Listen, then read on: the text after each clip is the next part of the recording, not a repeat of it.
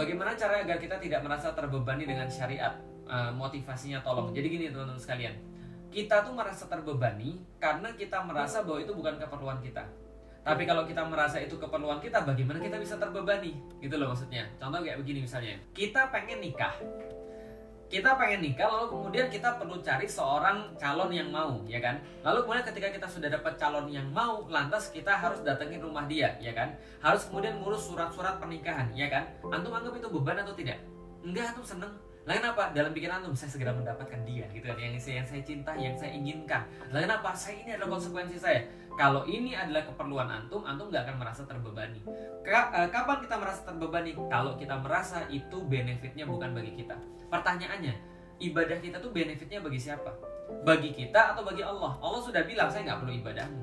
Saya nggak berkurang kekuasaan saya, nggak berkurang kemegahan saya, nggak berkurang kemudian keagungan saya. Kalaupun kamu nggak nyembah, kenapa? Menyembah pada Allah, bertasbih pada Allah seluruh yang ada di langit dan bumi. Apalah arti kalian? Bahwa kalian itu cuma ciptaan saja dan saya nggak perlu disembah oleh kalian. Cuman tahu dirinya kalian, kalau kalian tahu seperti apa kekuatan Allah dan seperti apa keagungan Allah, dan Anda pengen mendapatkan balasan terbaik kepada Allah, pengen diurus di dunia oleh Allah, ya sudah sepantasnya Anda meminta kepada Allah.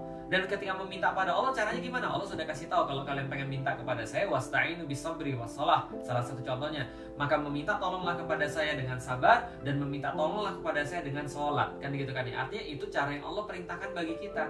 Artinya kalau kita masih merasa itu adalah sebuah beban, artinya kita belum merasa perlu, atau kita belum mencintai.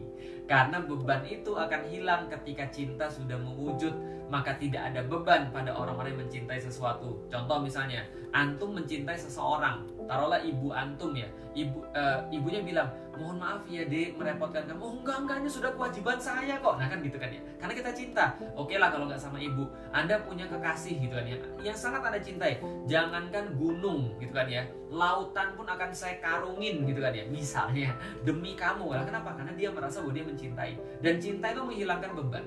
Cinta itu menghilangkan keberatan. Karena itulah kalau kita merasa kita itu terbebani dengan kewajiban daripada Allah, pertama, jangan kita merasa bahwa itu bukan untuk kepentingan kita. Yang kedua, jangan kita itu jangan kita itu belum punya perasaan terhadap Allah, belum punya perasaan terhadap Rasulullah. Maka kita mungkin merasa masih beban untuk melaksanakan syariat Allah.